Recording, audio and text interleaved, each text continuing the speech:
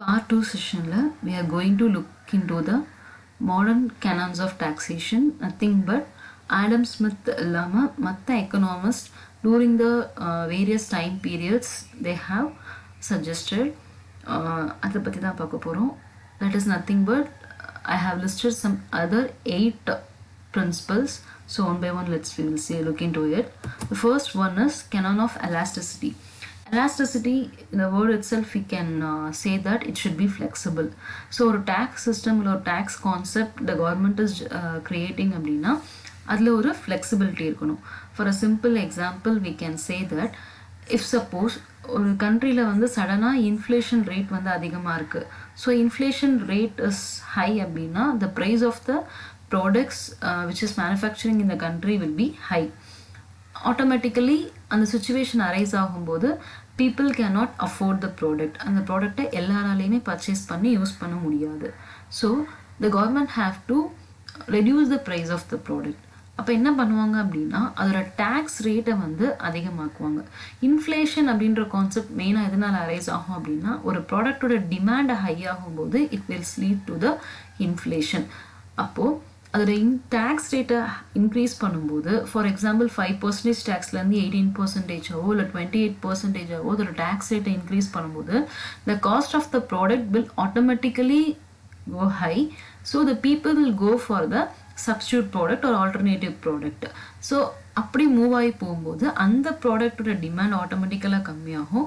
Demand கம்மியாச்சு அப்படின்னா the price of the product will automatically comes down. So this is the canon of elasticity. நம்மளால் நினச்ச டைமில் ஒரு பர்டிகுலர் எக்கனாமிக் ரீசன்னாலேயோ இல்லை பொலிட்டிக்கல் ரீசன்னாலேயோ ஒரு டேக்ஸோட பர்சன்டேஜை சேஞ்ச் பண்ண முடியுது, இல்லை ஒரு டேக்ஸை வந்து கட் டவுன் பண்ண முடியுது அப்படின்னா அதை தான் நம்ம canon of elasticity or flexibility அப்படின்னு சொல்கிறோம். This can happen arise due to various reasons. நான் சொன்ன மாதிரி இந்த டிமாண்ட் அண்ட் இன்ஃப்ளேஷனரி திங்ஸ்னால நம்ம ஃப்ளெக்சிபிள் கொண்டு வரலாம். And because of wars, floods, famines, droughts, ஒரு natural calamities, unexpected uncertainty situations, இதனாலலாம் வந்து நம்ம இந்த எலாஸ்டிசிட்டி அப்படின்ற கான்செப்ட் வந்து ஒரு டேக்ஸ் சிஸ்டம்க்கு தேவைப்படுது. The next thing is canon of productivity.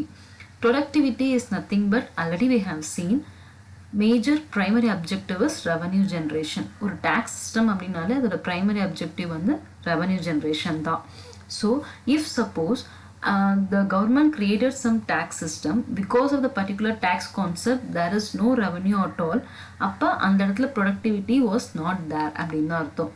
For a simple example we can see this.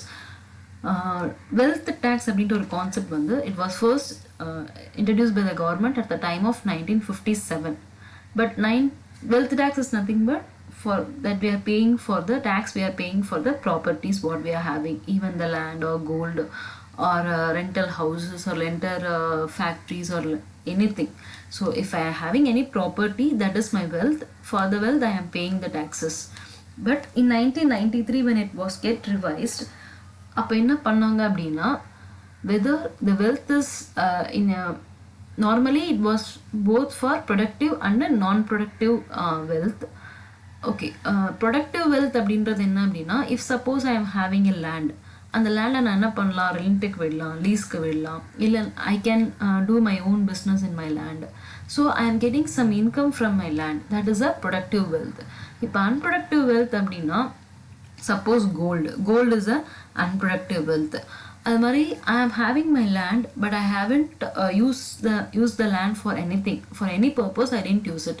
அப்போ அந்த லேண்ட்லேருந்து எனக்கு எந்த இன்கம்மே வரல அப்படின்னா that is the unproductive wealth actually. So ஒரு up to 1993 whether I am having a productive property or unproductive property I have to pay the wealth tax. But 1993க்கு அப்புறம் revise பண்ணதுக்கப்புறம் என்ன கான்செப்ட் கொண்டு வந்தாங்க அப்படின்னா wealth tax is only for unproductive forms of wealth. Wealth tax வந்து unproductive formsக்கு மட்டும்தான். If suppose I have a flat, நான் அதை என்ன பண்ணுறேன் ரெண்டலுக்கு கொடுத்துருக்கேன் அப்படின்னா I need not pay any wealth tax for the flat I am having, even though it's my property, it's my wealth. ஆனால் இப்போ அந்த ஃப்ளாட்டை வந்து நான் யூஸ் பண்ணாமல் அப்படியே ஒரு 4 or 5 monthsக்கு நான் வச்சுருக்கேன் அப்படின்னா for the 5 months of period I have to pay the taxes. இது ஏன் இந்த கான்செப்ட் கொண்டு வந்தாங்க அப்படின்னா டூரிங் த பீரியட் ஆஃப் 1993 அந்த டைமில் பார்த்தோன்னா மெனி பீப்புள்ஸ் கோல்டை வந்து என்ன பண்ண ஆரம்பிச்சாங்க, அதிகமாக சேவ் பண்ண ஆரம்பிச்சாங்க. Gold is a unproductive wealth. Even though the price of the gold increases we are getting benefits from it. It is unproductive.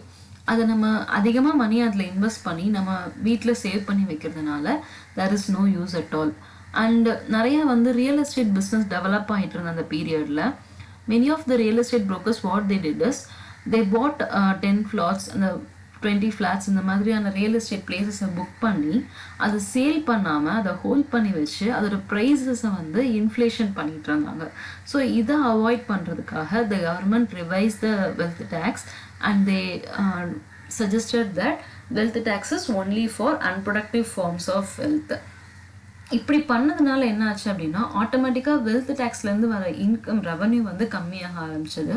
So ஒரு வெல்த் டேக்ஸ் அப்படின்ற கான்செப்டை மெயின்டைன் பண்ணுறதுக்குரிய அட்மினிஸ்ட்ரேட்டிவ் காஸ்ட்டை விட அந்த வெல்த் டேக்ஸ்லேருந்து வர ரெவன்யூ வந்து லெஸ்ஸாக இருந்தது. So automatically the government could not run it up for a longer period.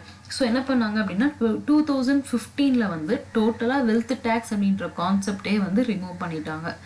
So this is like canon of productivity. If suppose you could not get good revenue from the tax that we have levied on to the public and the tax system நமக்கு எந்த யூஸ்மே கிடையாது. So there should be a productivity because of the tax. Next one is canon of simplicity. The word simplicity itself we can say. So ஒரு எந்த concept income டேக்ஸாக இருந்தாலும் சரி, இல்லை ஜிஎஸ்டியாக இருந்தாலும் சரி, இல்லை கஸ்டம்ஸ் டியூட்டியாக இருந்தாலும் சரி. Customs duty is normally what we are paying for the imported goods. நம்ம ஒரு குட்ஸ் வந்து அதர் கண்ட்ரீஸ்லேருந்து நம்மளோட பர்சனல் நீட்காகவோ இல்லை பிஸ்னஸ் பர்பஸ்க்காகவோ நம்ம இம்போர்ட் பண்ணுறோம் அப்படின்னா we will pay the customs duty. So whatever may be the thing, அந்த டேக்ஸ் சிஸ்டத்தோட calculation it should be very easy and simple to understand by the people, even those who are illiterate. நான் சொன்ன மாதிரி நிறைய many business peoples maybe uneducated. அதனால அவங்களுக்கும் ஈஸியாக புரிகிற மாதிரி அந்த டேக்ஸ் சிஸ்டம் இருக்கணும், அந்த டேக்ஸ் கேல்குலேஷன்ஸ் இருக்கணும்.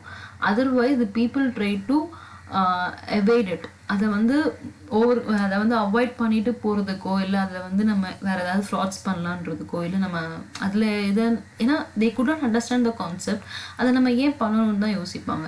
இப்போ ஜிஎஸ்டி பண்ணுறதுனால ஜிஎஸ்டின்ற கான்செப்ட்னால என்ன பெனிஃபிட்ஸ் இருக்குது அப்படின்றது பீப்புளுக்கு தெரிஞ்சால் மட்டும்தான் they will accept the concept. So if they want to understand means the concept should be so simple. So this is the duty of the responsibility of the government to make it simple. So ஒரு tax system அப்படின்றது ரொம்ப சிம்பிளிஃபைங்காக இருக்கணும் அப்படின்னு சொல்கிறாங்க. And it should be a diversified thing. Single tax multiple tax concept அப்படின்னு சொல்லி நம்ம டேக்ஸோட கிளாசிஃபிகேஷனில் இந்த கான்செப்ட் பார்ப்போம். திஸ் இஸ் நத்திங் பட் ஒரு கண்ட்ரியில் இருக்கிற பீப்புள் எல்லாத்துக்கும் ஒரே சிங்கிள் டேக்ஸ் கான்செப்ட் அப்படின்றத நம்ம கொண்டு வரவே முடியாது. ஸோ சிம்பிள் டேக்ஸ் அப்படின்றது if suppose I am a professional tax payer, I may be a professional tax payer, somebody may do their own business.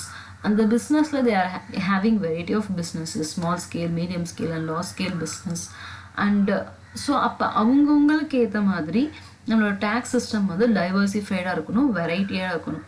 So now actually what we are following is a multiple tax system we are following. Single tax system நம்ம follow பண்ணல.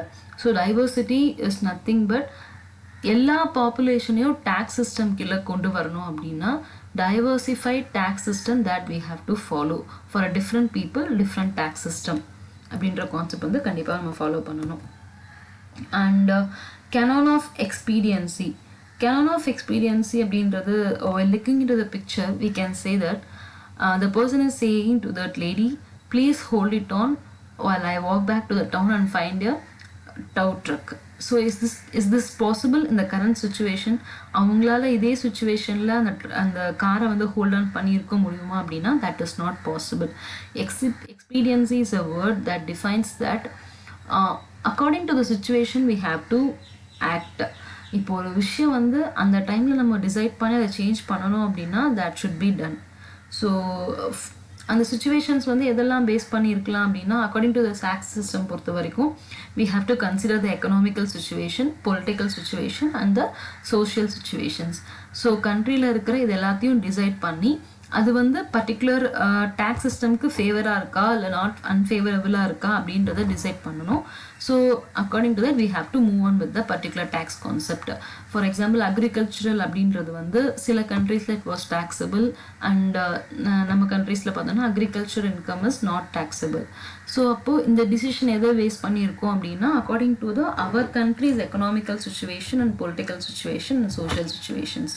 This is nothing but expediency அப்படின்னு நம்ம சொல்கிறோம். Next uniformity.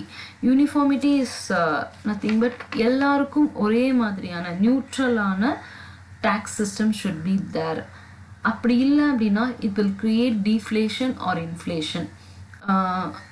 If suppose I am doing a steel business அப்படின்னா steel பிஸ்னஸில் இருக்கிற எல்லாத்துக்குமே ஒரே மாதிரியான tax percentage and GST percentage should be there. ஒருத்தருக்கு ஒரு பர்சன்டேஜோ இன்னொருத்தருக்கு வேற ஒரு பர்சன்டேஜ் ஆஃப் ஜிஎஸ்டியும் சார்ஜ் பண்ணாங்க அப்படின்னா automatically it will create some unnecessary issues and also it will leads to either deflation or inflation in the economy அப்படின்னு சொல்கிறோம். So there should be a neutrality in the tax system. Next one is coordination. இப்போ நம்ம state GST and central GST அப்படின்ற concept சொல்கிறோம். CGST is GST.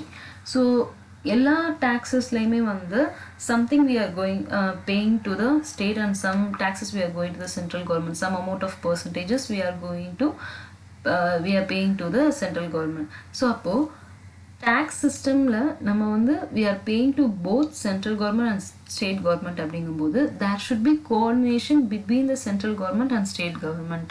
So அதை நம்ம Canon of tax coordination அப்படின்னு சொல்கிறோம். அப்படி அவங்களோட அந்த அத்தாரிட்டிஸ்குள்ளேயே வந்து கோஆர்டினேஷன் இல்லை அப்படின்னா ஒரு டேக்ஸ் சிஸ்டமை சக்ஸஸ்ஃபுல்லாக ஒரு கண்ட்ரியில் நம்ம இம்போஸ் பண்ண முடியாது, அது நம்ம ரன் பண்ணி கொண்டு போக முடியாது. So there should be a proper coordination between the central and state government and authorities who are all involved in it. This is nothing but canon of coordination அப்படின்னு சொல்கிறோம். And canon of buoyancy. buoyancy அப்படின்றது என்ன அப்படின்னா நம்ம already we have seen that the objective is the revenue generation because primary objective is the revenue generation. So ஒரு countryயோட national income is totally based on the tax.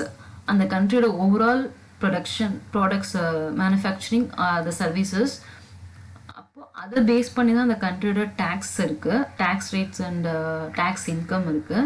So ஒரு கண்ட்ரியோட டேக்ஸோட பர்சன்டேஜை increase பண்ணாலும் இன்க்ரீஸ் பண்ணாட்டியும் tax rate means suppose if I am charging 5% or 10% or 15% இந்த tax ரேட்டை increase பண்ணாலும் இன்க்ரீஸ் பண்ணலனாலும் அந்த கண்ட்ரியோட நேஷ்னல் இன்கமோட க்ரோத்துக்கு ஏற்ற மாதிரி டேக்ஸோட ரெவன்யூவோட க்ரோத்தும் இருந்துக்கிட்டே இருக்கணும். It should not get sinked. அது சிங்க் அப்படின்னா அது வந்து கம்மியாயிடக்கூடாது. It should not get less, it should not get down. அப்படின்றதுனால தான் இது என்ன சொல்கிறோம், canon of buoyancy அப்படின்னு சொல்கிறோம்.